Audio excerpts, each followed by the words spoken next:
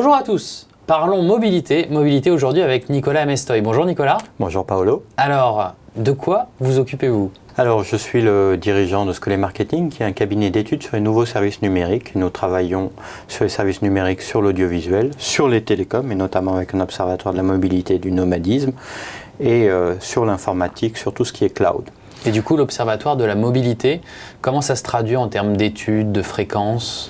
Alors, nous faisons une étude annuelle et nous interrogeons 1000 entreprises, DSI, responsables télécom, plus 500 travailleurs sur écran, c'est-à-dire des gens qui sont en mesure d'utiliser des outils fixes mobiles et des outils électroniques de communication. Parlons de mobilité. Qu'est-ce qu'on entend déjà par mobilité? Je sais qu'il y a beaucoup de termes qui gravitent autour de ce concept-là. Comment est-ce que vous le traduisez, même dans l'étude? Nous, on a pris un point de vue qui est très très basique. C'est effectivement, d'un côté, on mesure qu'il y a un essor des outils de mobilité dans l'entreprise, donc GSM, smartphone, tablette, laptop, etc.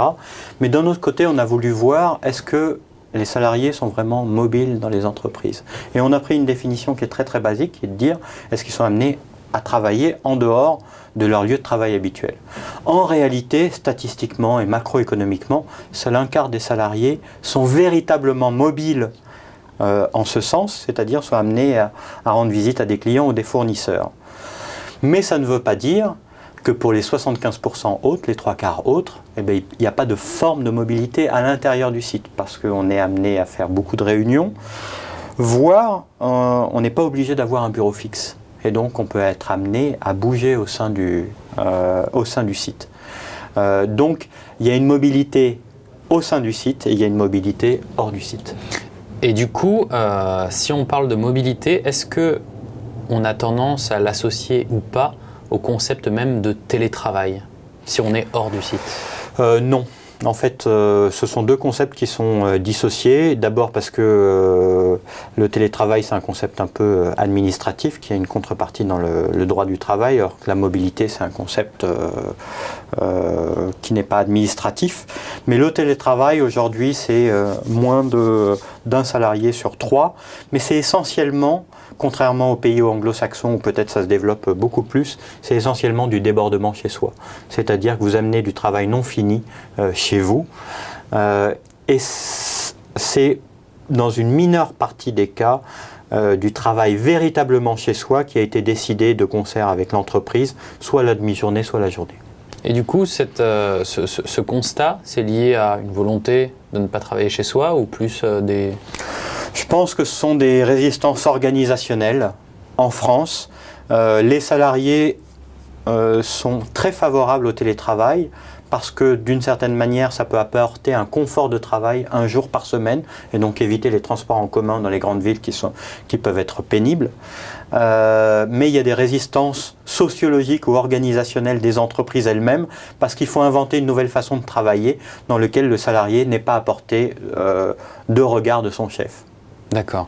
Et du coup, nouvelle méthode de travail, nouveaux outils mobiles. Comment Oui. est-ce que cela évolue au sein de l'entreprise par rapport notamment aux outils fixes?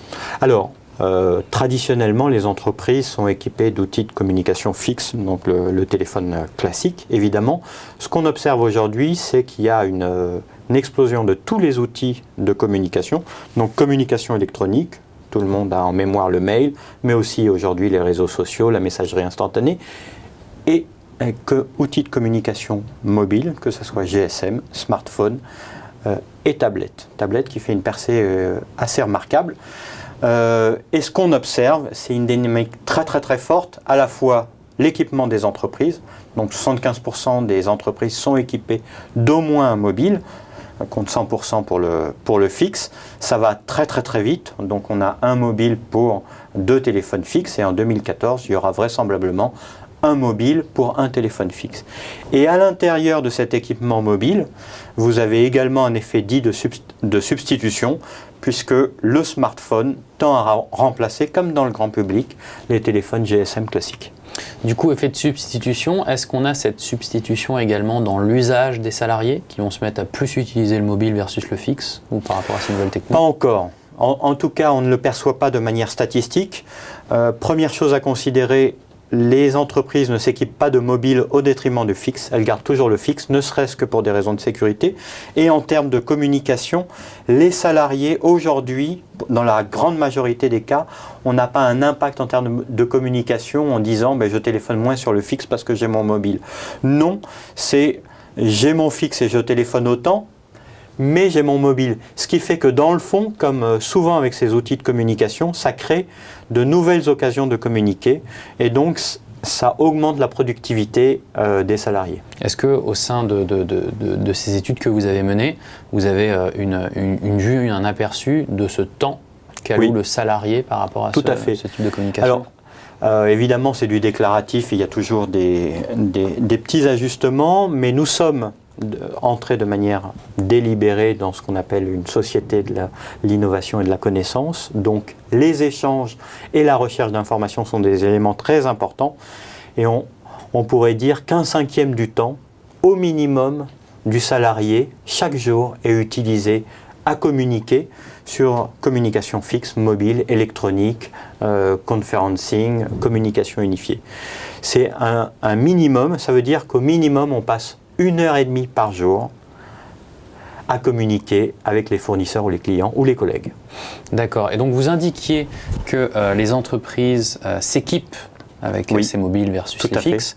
Qu'en est-il de l'équipement, je dirais, induit par l'utilisateur qui va amener son propre matériel au sein de l'entreprise, le Bring Your Own Device? Alors oui, c'est un phénomène dont on parle beaucoup, qui a une réalité statistique, puisque moins d'un tiers des salariés, travailleurs sur écran toujours je précise, amènent un équipement au travail et c'est généralement smartphone et tablette. Alors pourquoi le font-ils ? Pour deux raisons essentielles. La première, c'est qu'il y a un décalage entre ce dont vous disposez à la maison, qui est, pour le cas des smartphones, souvent subventionné par les opérateurs, et ce dont vous disposez au travail, tout simplement parce que les logiques d'entreprise sont plus longues, vous avez tous les salariés à équiper, ça se fait dans une logique de flotte, et il y a un phénomène d'inertie.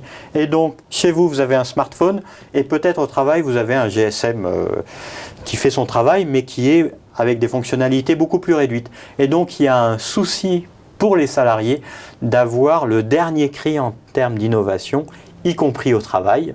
Donc ça, c'est la première motivation.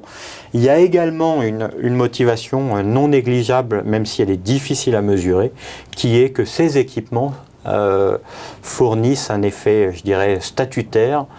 Et si vous êtes en position hiérarchique, vous ne pouvez pas ne pas avoir le dernier équipement ou l'équipement le plus innovant. La prochaine vague d'analyse de l'Observatoire de la mobilité, c'est pour quand du coup, d'ici 6 mois? Écoutez, 2014, ça va se faire en avril 2014. Avril 2014. Bon, on espère pouvoir vous retrouver et rééchanger dessus. Merci Nicolas. Merci Paolo. Merci à tous, à très bientôt.